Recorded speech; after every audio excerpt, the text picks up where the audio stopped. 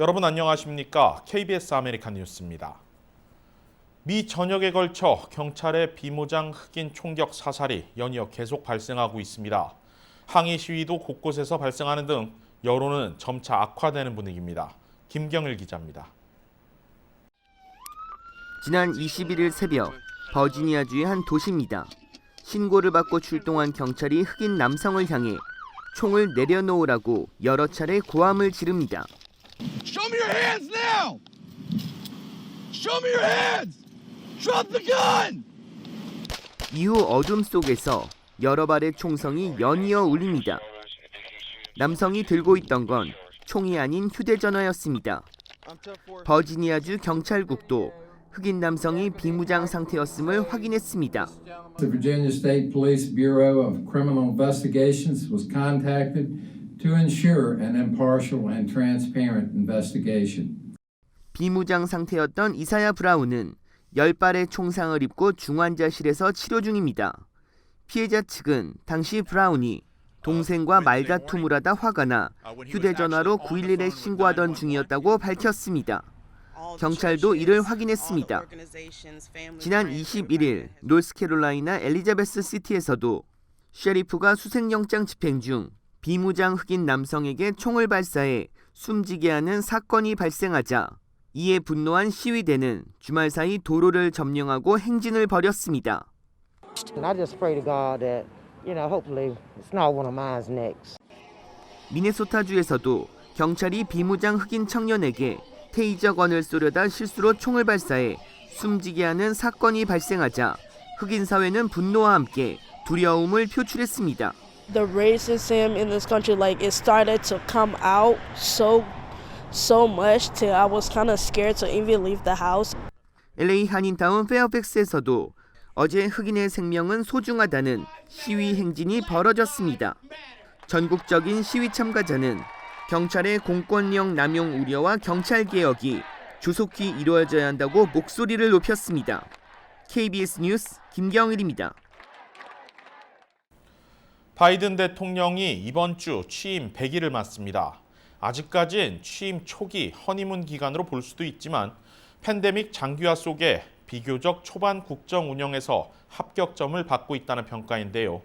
나쁘지 않은 지지도를 바탕으로 이번 주 중대 발표와 첫 합동의회 연설을 준비하고 있습니다. 이유수 기자가 보도합니다. So help you God. So help me God. Congratulations, Mr. President. 지난해 11월 대선에서 트럼프 전 대통령을 꺾고 당선된 바이든 대통령은 취임 초기부터 험난한 시기를 보내야 했습니다. 트럼프 행정부의 대선 결과 불복이라는 초유의 사태를 두고 팽팽한 긴장감이 조성됐고 결국 의회 난입 사태로 이어지기도 했습니다. 팬데믹 사태 장기화로 이어진 심각한 경기 침체를 해결해야 하는 것도 바이든 대통령에게는 넘어야 할 큰 산이었습니다. 3차 경기 부양안의 극적인 타결로 국민들에게 안도의 한숨을 내쉬게 했지만 팬데믹 사태는 좀처럼 수그러들지 않았습니다. 팬데믹 사태 종식을 위해 백신 접종을 늘리는 것만이 위기를 돌파할 수 있는 출구였습니다. 바이든 대통령은 취임 100일까지 모든 국민들에게 백신 접종을 목표로 세웠습니다. 처음에는 1억 회분의 백신 공급이었지만 중반에는 당초 목표치의 2배인 2억 회분으로 상향 조정했습니다. 바이든 행정부의 신속한 대응으로 백신 보급은 가속화됐고 일찌감치 목표치를 달성할 수 있었습니다. 퓨 리서치 센터의 조사에 따르면 바이든 대통령의 국정 지지율은 임기 100일 차 59%를 나타내고 있습니다.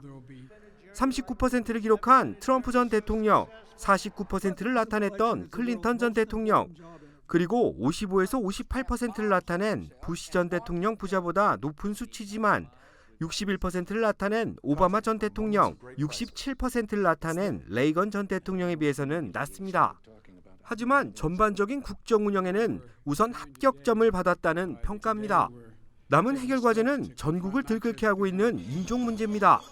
바이든 대통령은 한인들이 피살된 애틀랜타를 직접 찾아 증오범죄 방지법의 신속 처리를 촉구했고 법안은 지난주 연방 상원을 초당적으로 통과한 뒤 다음 달 하원 표결을 기다리고 있습니다. 바이든 대통령은 이르면 내일쯤 팬데믹 사태에 관련한 새로운 지침을 발표할 계획입니다. 연방질병통제예방센터 업데이트에 따라 백신 접종자들에게 실외 마스크 착용을 완화시킬 것이라는 전망이 유력합니다. 취임 100일을 하루 앞둔 오는 수요일에는 취임 후 첫 의회 연설에 나섭니다. 그간의 성과를 부각하고 향후 목표를 제시할 것으로 전망됩니다. KBS 뉴스 이우수입니다. 연방 센서스국이 지난해 실시한 인구 집계 결과를 오늘 공식 발표했습니다. 인구조사 분포를 토대로 연방의회 의석수도 조정됐는데 캘리포니아주는 한 석을 잃은 반면 텍사스주는 2석이 늘어나며 희비가 엇갈렸습니다. 연방 센서스국이 오늘 발표한 2020 센서스 집계 결과 미국 인구는 3억 3,144만 9,281명을 기록했습니다. 인구 증가율은 7.4%로 센서스 집계가 시작된 이래 역사상 두 번째로 낮은 인구 증가율을 보였습니다. This population growth rate is lower than the previous growth rate of 9.7% between the 2000 and 2010 censuses. In fact, the growth rate from 2010 to 2020 is the second slowest in U.S. history. 인구 분포에 따른 연방 하원 의석수도 조정됐습니다. 가장 하원 의석수가 많은 캘리포니아주는 이번에 53석에서 52석으로 한 석 줄어들었는데 이는 캘리포니아 170년 역사상 처음입니다. 사라지는 연방 하원 의석은 LA 카운티 내에서 나올 것으로 보여 아시안 등 소수의 정치적 입지가 줄어들 것이라는 우려가 나옵니다. 반면 텍사스의 경우 신규 유입 인구 증가로 이번에 연방 의석이 2석 더 늘어나게 됐습니다. 대표적 스윙 스테이트인 플로리다 역시 한 석이 늘어났습니다. 6 states will gain seats in the House of Representatives. Texas will gain 2 seats, and Colorado, Florida, Montana, North Carolina, and Oregon will each gain 1 seat. 7 states will each lose 1 seat in the House: California, Illinois, Michigan, New York, Ohio, Pennsylvania, and West Virginia. 전체적으로 봤을 때 이번 의석 조정은 민주당보다는 공화당이 유리할 것으로 분석됩니다. 공화당 강세 지역인 썬벨트 지역을 중심으로 의석수가 늘어난 반면 서부와 북동부 해안가를 중심으로 한 민주당 강세주들은 의석이 줄어든 결과를 받았습니다. 연방보건당국이 존슨앤존슨 백신 접종 재개를 승인하면서 이번 주부터 각 지역 백신 공급이 다시 속도가 붙을 전망입니다. LA시 정부는 이번 주 들어 모두 15만 회분에 달하는 백신 접종이 가능하다고 밝혔습니다.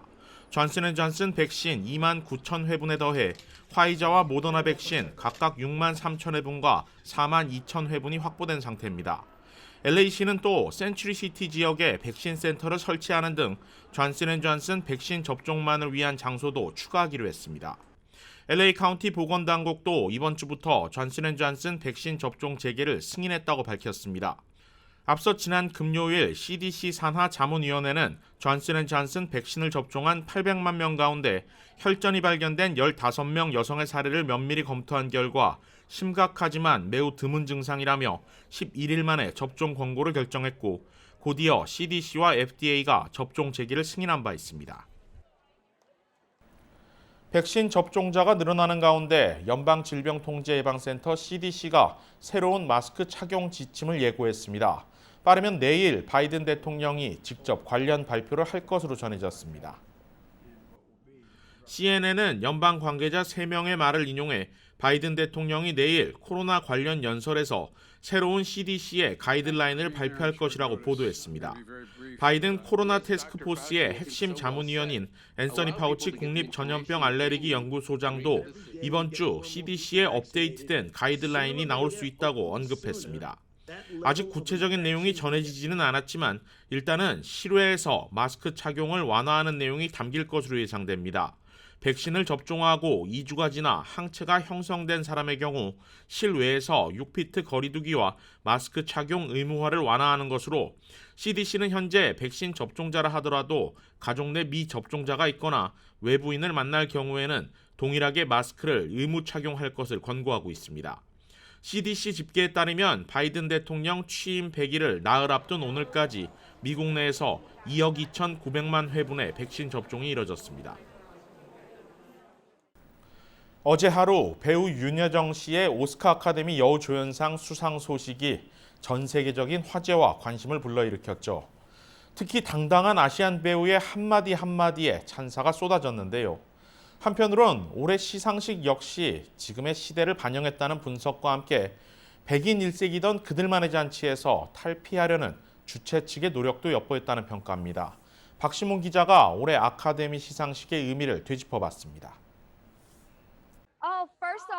어제 열린 오스카 시상식 이후 진행된 인터뷰 시간. 자리에 함께한 기자들의 질문이 쏟아지는 가운데 연예 전문 채널 엑스트라의 한 기자가 묻습니다. And then we saw you guys have a conversation as you walked off stage. So I have to ask you, what did you guys talk about and what did he smell like? I didn't smell him. I'm not dog. I didn't smell him. No. 기자들의 짓궂은 질문에도 윤여정은 웃으면서 받아넘기는 여유를 보였으나 이를 지켜본 시청자들은 기자의 질문이 무례하기 짝이 없었다며 비판의 목소리가 나오고 있습니다. 일각에서는 기자가 한 질문의 의도가 냄새를 맡았냐는 게 아니고 어떤 낌새를 느꼈느냐였는데 윤여정이 이를 잘못 받아들였다는 지적도 있습니다. 지난 영국 아카데미 시상식에서도 윤여정은 고상한 채 하는 영국인들에게 상을 받아 특별히 감사하다는 농담 섞인 표현을 했는데 언론에 지속적으로 언급되자 사과를 하기도 했습니다. 하지만 주류 언론은 같은 언어를 사용하지 않는 외국 배우의 인터뷰는 받아들이는 쪽에서 왜곡될 수도 있다고 지적하며 윤여정의 당당한 모습에 찬사를 아끼지 않고 있습니다. 한편 작품상과 감독상은 중국계 감독 클로이 자오에게 돌아갔는데 이는 아시안 여성 감독 최초의 수상입니다. 이번 수상은 분명 아시안들의 쾌거로 볼 수 있는데 중국에서는 시상식조차 중계하지 않았고 자오 감독의 영화 노매들랜드의 개봉을 무기한 연기하고 관련 댓글들을 삭제하는 등 자오 감독의 수상을 불편해하고 있습니다. 그동안 오스카 시상식은 백인 일색이라는 논란이 있었는데 작년 봉준호 감독에 이어 올해 클로이 자오와 윤여정까지 수상을 한 것을 보면 인종차별의 문제를 벗어나려고 하는 주최 측의 의지가 엿보입니다. 특히 아시안들의 수상은 최근 불거지고 있는 아시안 인종 혐오에 대해서도 신경을 쓰고 있는 모양새입니다. 오스카와 같은 대형 행사에서 아시안을 부각시키는 것은 매우 긍정적인 것으로 이를 지켜보고 있는 전 세계의 시청자들에게 평등에 대한 메시지를 전달하고자 하는 것으로 보입니다. KBS 뉴스 박시몬입니다. 앞으로 한국에 비자 없이 입국하는 시민권자들은 한국 법무부가 시행하는 전자여행 허가를 받아야 합니다. 한국 법무부가 21개 국가 국민들을 대상으로 관련 제도를 시범 운영한다고 밝혔습니다. 전자여행 허가는 외국인이 사증 없이 입국할 때 사전에 방문국 홈페이지에 개인 여행 관련 정보 등을 입력하고 여행 허가를 받는 제도로 현재 미국과 영국, 캐나다 등 주요 국가에서 시행되고 있습니다. 현재 한국에서 미국을 방문할 경우 이 사전 여행 허가를 신청하는데 한국 역시 이 제도를 도입하는 것입니다. 한국 법무부는 전자여행 허가를 5월부터 8월까지 시범 운영을 거쳐 9월부터 본격 시행한다는 계획입니다. 시범 운영 기간에는 전자여행 허가가 의무는 아니지만 신청 시에 수수료가 면제되고 한번 허가를 받으면 2년의 유효기간이 부여됩니다. 오늘의 주요 단신입니다. LA 노숙자들이 아카데미 시상식 때문에 있던 곳에서 쫓겨난 것으로 나타났습니다. 노숙자들은 시 관계자들이 시상식을 언급하며 다른 곳으로 가라고 위협했다며 이벤트가 끝나면 노숙자들이 돌아와도 신경도 쓰지 않는 행태에 대해 노숙자 문제 해결에는 관심이 없다고 비난했습니다. 어바인 그레이트 파기 백신 접종 센터로 오늘부터 문을 열었습니다. 모더나 백신을 드라이버스루 방식으로 월요일부터 금요일 오전 8시부터 오후 3시까지 접종을 진행합니다. 접종을 위해선 반드시 사전 예약을 해야 합니다. 동료의 결혼 반지를 찾아주기 위해 쓰레기 더미에 뛰어든 직장 동료들의 행동이 화제가 되고 있습니다. 노스다코다주의 한 은행 직원이 32년간 껴온 결혼 반지를 분실했는데 다음 날은 코로나19 여파로 자택근무여서 회사로 가 반지를 찾아볼 수 없었습니다. 소식을 들은 직장 동료들은 쓰레기를 살피고 한 직원은 대형 쓰레기통에 들어가 찾기도 했습니다. 반지는 은행 주차장을 지나던 행인이 발견해 주인을 찾아줬습니다.